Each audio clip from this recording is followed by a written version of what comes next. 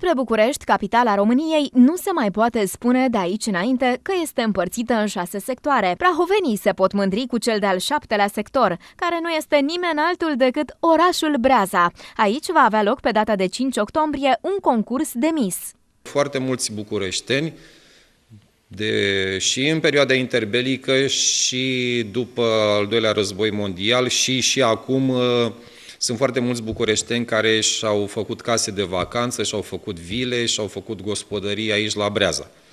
Breaza, știți foarte bine, este un oraș foarte liniștit, cu un aer extraordinar, cu niște peisaje deosebite și este un punct de atracție pentru bucureșteni în primul rând, dar în ultimii ani și alte persoane din alte zone ale țării. Domnișoarele din Breaza vor fi invitate, pentru că Breaza este supranumită și sectorul 7 al Bucureștiului, datorită bucureștenilor care au venit aici și s-au mutat, și-au cumpărat case, s-au adaptat, au socializat cu cei din jur.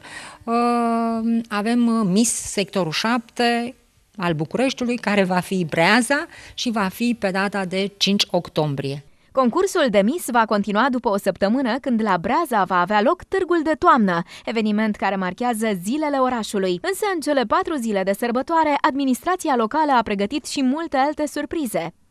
Anul ăsta avem mai mult decât am avut în anii anteriori, deci târgul va fi mult mai ordonat decât anul trecut. Și pe lângă acest târg vom avea niște manifestări, să spunem, unicat până acum.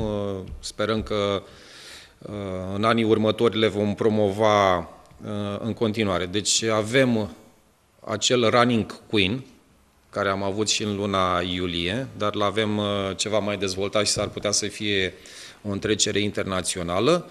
Avem Regina Capitalei, care se va ține la Breaza, avem Miss Capitală care se ține la Breaza. Cea de-a doua ediție Running Queen aduce o surpriză și pentru bărbați. Running Queen pe 13 va fi din nou o alergare în care nu va mai fi de 5.000, vom avea puțin mai scurt, adică va fi o distanță de 3.000 și Nordic Walking și alergare, iar rudele de sex masculin ale doamnelor care sunt înscrise pot participa la o cursă de Nordic Walking.